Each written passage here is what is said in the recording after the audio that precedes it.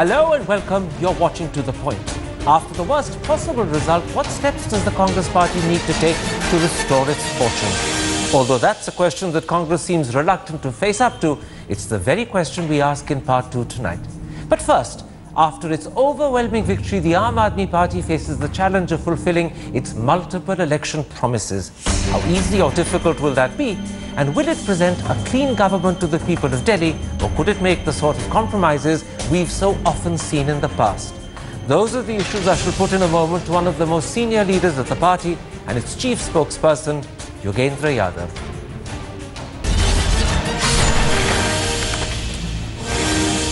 Yogendra Yadav, let's start with government formation. You have 67 MLAs, but only 6 can be part of Arvind Kejriwal's government. Is he going to have a problem choosing those 6, and could he end up annoying those he leaves out? It's routine stuff of politics. You always have more people who think they can take up certain responsibilities, and you always have less roles. You have one ticket to give in a place where 20 candidates. That's always the case. Okay. And a certain routine annoyance is a routine matter. But my own confidence, the name should be known by tomorrow morning, but my own sense is that you would see a cabinet which would get people's levels of confidence higher.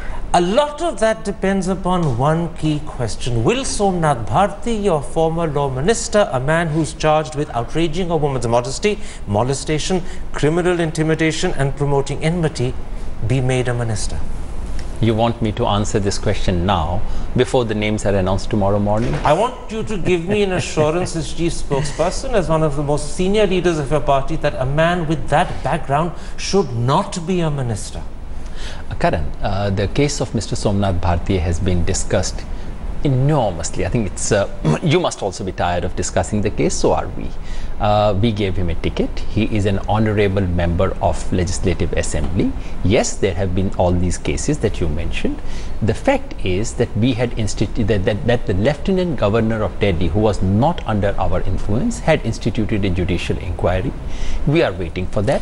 In the meanwhile, NHRC had passed some remarks against him, which the High Court has expunged. Only for one reason in the NHRC case, that in fact they passed those comments without in fact giving him a chance to defend himself. But the truth of the matter is that on the 27th of September 2014, the police charge sheeted him. That charge sheet still exists. Now, I ask you a simple question. One of the most important platforms on which you've come to power is your commitment to women's security. Arvind Kejriwal gave it enormous importance. Will you not make a mockery of that commitment if a man charged with molestation and outraging a woman's modesty becomes a minister? Karan, this is a completely incorrect statement, because in this instance, it is woman versus woman. This is the case. I mean, everyone knows about it, and thankfully, the very newspaper... So you're dismissing the charge sheet? Just allow me to say what I'm saying. The case about Somnath Bharti was reported first by Indian Express. I'm sure you would have seen 3 days ago Indian Express's report from Khidki Extension and what women in Khidki Extension think about Somnath Bharti.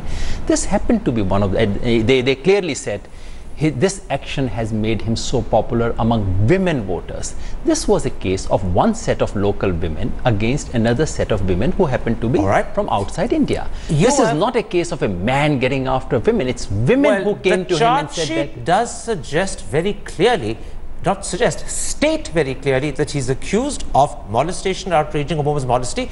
You're putting that aside on the grounds that this is a case of one set of women against another. Let me bring up something else. It's equally important. Last year in November, when Ram Shankar Katheria was made a minister, your party strongly, vociferously protested because he had cases where a court had taken cognizance. Unfortunately, and this is separate to the case we've been talking about, the same applies to Somnath Bharti as well. His own affidavit in the case of this election reveals that a court has taken cognizance in a case under section 353 for assault and use of criminal force to deter a public servant from discharging his duty. That's assault on a public servant. Now, if you protest against Katheria, how can you make Bharti a minister in the same thing? There are two different things. I'm not taking any position on Somnath Bhartiya becoming a minister, not becoming a minister. That is to be decided tomorrow. And it is not for me to make any announcements here. It is not for me to say anything on that particular question. But the kinds of things you are saying would mean that we should not have offered him a ticket, that he should not have become an MLA. Absolutely. That's because what it's hypocritical to protest in Katheria's case, and then in the very same case where the same thing applies, make the man a minister. We have always drawn a distinction between two things. There are number of cases against Arvind Kejriwal, number of cases against Manish Sisodia. All these are cases of political protest, where always the charges are obstructing a public servant. In the case of Mr. Somnath Bhartiya, unless the judicial inquiry suggests otherwise, or the court indicts him, any one of the two would do for us. Unless that happens, the case at the moment is one set of his constituents asked him... But I'm not talking of that case. I'm talking of a different case, which is in his affidavit, where a court has taken cognizance, so it's gone beyond simply a charge sheet. Now, if you protest when Katheria, who has a case where a court has taken cognizance becoming a minister, you're being hypocritical if you let Bharti become a minister in similar circumstances. You are completely mistaken in this case, Karan, because it is not our case ever that if a court takes cognizance of any issue, that becomes a disqualifying thing. The important thing, court taking cognizance of things which are heinous crimes. Okay. The ADR makes the distinction. That's the critical distinction you're drawing. It's not we. Association for Democratic Reforms, PUCL, all such organizations have always drawn this distinction. Otherwise, except that I would say to you that assault on a public servant discharging his duty is a pretty heinous crime, and such a man should not be a minister. You don't assault your civil servants. Karan, because you've actually had no experience of being on the street in public demonstrations. I can tell you some of the finest Gandhian activists that I know, all of them face this charge. You've actually had very little experience of Let me then put my last question about Somnath Bharti to you before I come to the Why are you so obsessed with him? Because I think it's important that a party that preaches the highest standards should be tested by its own. That's why I'm putting to you what I think would otherwise be a case of hypocrisy. And I think it's a test of whether you mean those standards that you've set, which are the standards that attracted so many votes to you. My last question, are you saying there should be different standards? I mean, is your objection to his becoming a minister, or his becoming an MLA, or his being in our party? In an earlier interview that we did in November, I equally strongly questioned you whether he should actually be given a ticket again for these reasons. But you gave him a ticket. Now that he's got a ticket, and we don't know officially whether he will be a minister or not, I'm asking whether he should be a minister, because I think... Since we don't know, why don't we discuss it tomorrow? Because I think it would be nice to get an assurance from you that such a man should not be a minister, because that assurance would be in keeping with the high standards you set. If you don't give me that assurance, then some will say they set very high standards, but they don't give us an assurance they live up to those high standards. So you want me to give you assurance that one of our MLAs is so bad that we would not make him a minister? You want me just... Not so bad, but in keeping with the standards we've set, and so that we don't wish to be accused of hypocrisy. So you want me to announce on the show that one of our MLAs does not meet standards of probity? I'd like you to say to me, in whatever way you choose to, that such a person should not be a minister in Arvind Kejriwal's government. How you say it is for you to say. I understand that you don't like him. I understand you have very strong feelings. Let me assure you. Of course, there's nothing personal. No, I'm not accusing. I don't even know him. You have strong opinions about him, which you've articulated when he was given a ticket. All I'm saying is, why don't you pick it up next when he becomes a minister? Before that, why are we discussing it? Let's wait for those 24 hours. Exactly. The rumor in Delhi, it's more than a rumor, is that actually Arvind Kejriwal probably agrees with my line of questioning and has not made him a minister. It's widely believed that in the list of names given to the governor, his is missing, but we'll only know for sure tomorrow. If that's the case, and if you believe those rumors, why are we wasting such precious time on your show? I'd like official confirmation. One last question. You want me to officially announce the list before it's officially announced? No, I just want you officially to say to me that you, Yogendra Yadav, as chief spokesperson, believe that such a man should not be a minister. You want me to say that one of our honorable MLAs is not worthy of becoming a minister? What game are we playing on this show? One last question. This looks like a very strange game to me. One last question. On the 16th of January this year, a court in Delhi asked the investigating officer to get sanctioned by the 27th of March for prosecuting Somnath Bharti. Now that Arvind Kejriwal will become Chief Minister, that sanction will have to be in the first instance recommended by him. Eventually it will be decided by the governor, but the recommendation will go from Arvind Kejriwal. Should, and mark my words, should Arvind Kejriwal give that sanction or should he refuse it? I would really say, since a judicial inquiry is on, if I was Arvind Kejriwal, I would say, please let's expedite the judicial inquiry. Let a judge, and remind my words, this is not a standard judicial inquiry ordered by chief ministers as this happens to be the case. Okay. This was ordered by the Lieutenant Governor, on which we had zero influence. So you're saying refuse the sanction till the judicial inquiry is complete? I'm simply saying, I would really get an independent opinion so that the people of Delhi believe that it's not a chief minister trying to defend any of his MLA or minister colleagues. Protect Arvind by getting an independent inquiry. Independent inquiry is already on. We just need to get the verdict. Why do we all have a verdict before the judge has given his verdict? Except for the fact that the court has asked for sanction and set a deadline of March 27th. That's why I'm asking the question. The court is not waiting for an independent inquiry. The court is not waiting as you want to wait for the judicial inquiry. They've set a deadline. The sanction has to be in the first instance recommended by Arvind as Chief Minister. And all I'm asking is, should he recommend sanction for prosecution? Should he refuse it? Should is the word I'm using. I do not even know what case has been built, which particular case was presented by the prosecutor in the last 8 months. Honestly, I don't even know those facts. Let's then leave that aside. But if that was the case, then whether this judicial inquiry was brought to the notice of the court, whether anyone said, look, this is being looked at, can we get some time? I don't know these. Let's then leave this aside. Let's come to the second big issue I want to pursue with you, your 42-page, 70-point manifesto. There are many promises that you simply can't deliver without Mr. Modi A, agreeing with them, and much more importantly B, without Mr. Modi taking active steps to help you.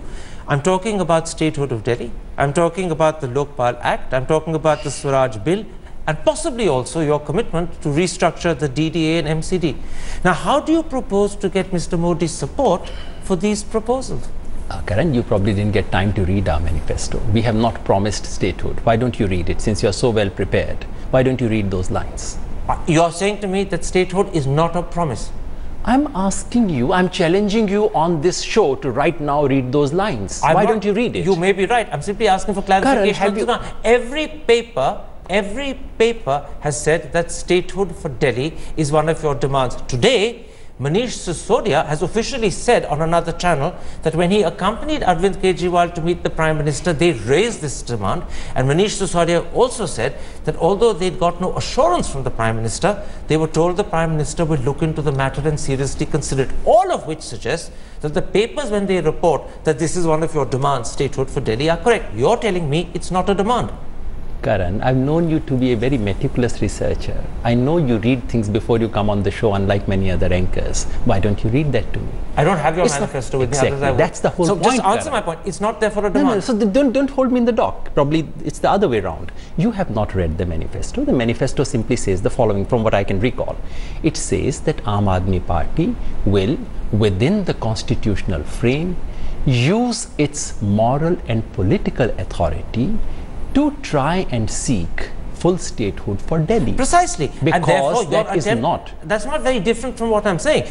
Your attempt to use your moral authority to try and seek statehood for Delhi critically depends, just as your request for a new Lokpal Act, just as your promise of a Swaraj Bill, all of that critically depends on Mr. Modi agreeing with you and taking steps to help you. There's a fundamental difference. Why are you missing the simple point?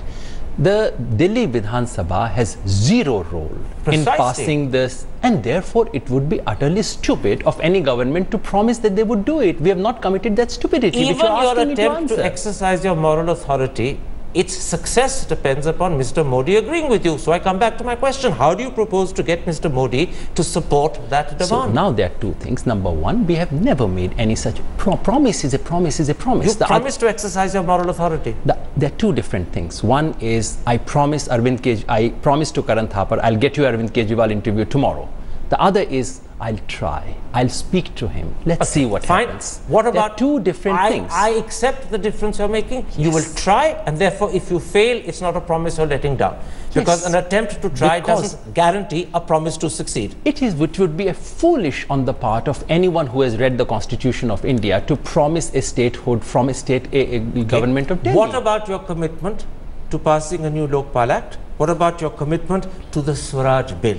Now, I'll tell you why those are problematic and why you need Mr. Modi's support. And without Mr. Modi's support, you can't deliver. Because you know, and I know, that the Delhi Assembly cannot make laws that are repugnant to laws already made by Parliament. Unfortunately, if your Lokpal Act either conflicts with or in some way goes beyond the law already passed by Parliament, it will be repugnant to that law, and it cannot get the nod that you need unless Mr. Modi is prepared to change the law in Parliament. I don't know which lawyer is advising you, Karan. I think it's time to change. Shailaja Chandra, former Chief Secretary, Delhi, not only has said this on a telephone conversation to me, she's written about it in the Indian Express yesterday. The point is repugnant to the central law. Repugnant in this instance doesn't actually mean something that is repellent. Simply that's something which conflicts with, doesn't accord with, goes beyond, or in some other way is in conflict with.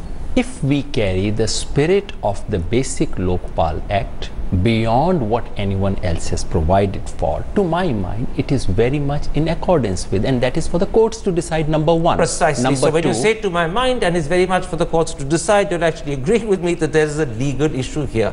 And that legal issue means that you may not be able to deliver. Karan, we have promised to pass those bills in the assembly. Oh, pass them you can, because you have a brute majority. Whether that will thereafter get the nod is another matter, because these are bills where a further nod from the centre is necessary. Karan, in any case, if after the Delhi Assembly has passed certain acts and someone takes it to the Supreme Court, some central government says we will sit on it, just listen to me. Not sit on it. The central government simply won't give its nod. And therefore it won't become effective and get implemented. Which is sitting on it. That's exactly what the expression means, Karan. If the central government sits on it and those things happen, then it is in the public domain. What we have promised is we will do what we can do. No, you didn't actually say we will do what we can do, because that phraseology means we'll go as far as we can, and if we don't actually succeed, fine, so be it, but we'd have done our best. Your manifesto actually gives the impression that you will succeed, not that you will do your best but fail. Karan, a manifesto that you have not read. You have this element of the manifesto I have read. Why don't you quote it? I don't have it here. I don't have it here with me, but I've read it. I don't carry the manifesto with me. It's a 42-page document, 70 points, but I have read Karan, since you are so very sure of what you are saying, I am in this instance. And usually you are very well prepared. I am. That's why I'm questioning you. We are simply saying we will pass this bill. Precisely, but when you pass the bill, the assumption and the impression you're giving the voter is that in passing the bill, it will become law. What you've left out is that you're passing the bill without Mr. Modi giving the nod means it won't be law. And I'm therefore coming back to my question. Without Mr. Modi's actual effective help, you can't deliver these promises. So you're proving my point. You mean to say we should have said that we will try to befriend Mr. Modi, we will have a deal. I'm just simply asking you, how do you propose to get his support? In which case, I would have Karan Thapar, aggressive as usual, perfectly sure as usual, saying, so you are tying with the BJP, Mr. Yadav, admit on my show. No, you're a very good responder to question, to deflect the question. But the question remains what I said. You see, all I said was this. There are critical promises you've made which you cannot deliver on without the active support of Mr. Modi. And my question was, and I'm repeating it, how do you propose to get Mr. Modi's support for these measures? Let me give you the example of the Swaraj Bill. The Swaraj Bill conflicts at the moment with the MCD Act, which is an act passed by Parliament. As Shailaja Chandra pointed out in yesterday's Indian Express, and as anyone else will tell you, your Swaraj Bill cannot become law unless the government in some way finds a way, that's the central government, of accepting it. Once again, you can pass it, but it won't become law. Number one, Karan, let's get it absolutely clear. And it is elementary logic. I'm not saying something very sophisticated or slippery. We are saying, if you give us vote, we shall pass these things in Delhi Assembly. And that's all. After passing, they won't be law. That's the point I'm pointing out. If the central government tries to come in, I mean, your assumption is that central government would act nasty. Your assumption is that central government would try to play partisan. It's not nastiness, it's not even partisanship. The central government has a right to say that if a law or a bill passed by your assembly is repugnant to a law already in existence passed by parliament, then they need to give their permission and they have a right to refuse it. And all I'm saying is, how are you going to persuade Mr. Modi to give that permission rather than refuse it? Karan, you've got a wrong guest on the show. You actually should have a BJP person sitting here. You should be asking him, if Aam Aadmi Party has come with this kind of mandate, will you stop them from carrying it out? You would be more aggressive and your aggression would be correctly directed. No, I've got the right It's somewhat misdirected I'm saying to a person with a fantastic mandate that some of the promises they've made you can't deliver on. You can only deliver insofar as you pass the bill in your assembly, but that won't actually make it law. And that critical difference is what I'm questioning you about. That difference is something that your manifesto didn't make crystal clear. I'm now teasing it out and putting it to you. You can pass the bill on Swaraj, you can pass the Lokpal bill, you can try and make all suggestions to restructure MCD and DDA, but if Mr. Modi doesn't agree, they won't happen.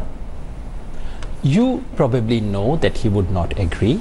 You should certainly interrogate them on whether they should agree or not, but as long as, you know, for example, you make a promise, I will have Yogendra Yadav on my show today, and then somebody out on the door stops me from entering, are you breaching a promise?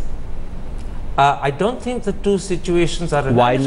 Why not? Why not? You are saying what is in your control. That I have invited you, and if one of my people then stops you entering, then clearly one of your people, yeah, absolutely. Now you got it right. But absolutely. By the way, Mr. Modi is not one of your people. That's the difference. You made the promise contingent upon Mr. Modi accepting something that he may or may not want to do. Karan, when now you claim you're delivering, you're assuming that Mr. Modi will agree. And I'm pointing out to you that assumption that Mr. Modi will agree is a false assumption. And by the way, it's not me alone. Every single newspaper, and in particular the Business Standard at great length, has pointed out what I'm pointing out to you. It's just that when I pointed out to you face to face, it's suggesting to you that your manifesto wasn't as upfront and honest as it could have been or should have been. That's the whole point. That's the whole point, the flaw in your argument. It is absolutely correct, legitimate for newspapers or anyone to say whether Aam Aadmi Party would be allowed to carry out its promises. And it is another thing to say whether they were making false promises. These are two entirely different issues. Right. We've gone around this one a bit. In this case, yeah. Let's come to another manifesto promise. I really think we're going around absolutely let's leave non-things. No, I'm not sure if it's a non-thing. Because let's leave it for the audience to decide. Your show is being watched very carefully, and I don't know if you're utilizing your time very well. I believe I am. You may disagree. That's your prerogative. Let's leave that issue for the audience to decide whether you're right in claiming that if you fulfill the promise in terms of passing the bill, you fulfilled your manifesto, or whether I'm right in saying that fulfilling the promise in terms of passing the bill is not sufficient, because if Mr. Modi won't agree, the promise doesn't become a reality. But let's move to another promise. Let's not carry on with this. Let's not carry on it, because I think it's so far we have spent a lot of time discussing a 10-month-old issue on which you and I have debated 5 times. No, I think we have also spent a lot of time discussing what Mr. Modi would do or would not do. These are issues that are important, that need to be discussed. If you, in discussing them, want to prolong the discussion into then questioning my right to raise it, you have a right to do that. Let's now come to 2 other promises. Irrelevant. Well, let's then come, if you think it's irrelevant, give me a chance to come to 2 other issues. There are 3 more that I want to bring. Many people believe that the 2 promises which attracted for you perhaps the great support you got was the promise to reduce electricity by 50% and to give each household in Delhi 20,000 litres of water free a month. How's this to be paid for? Do you know the amount involved? Well, one paper estimates today that the cost of the subsidy, if it is a subsidy, will be between on electricity will be between 1,400 and 1,600 crore a year.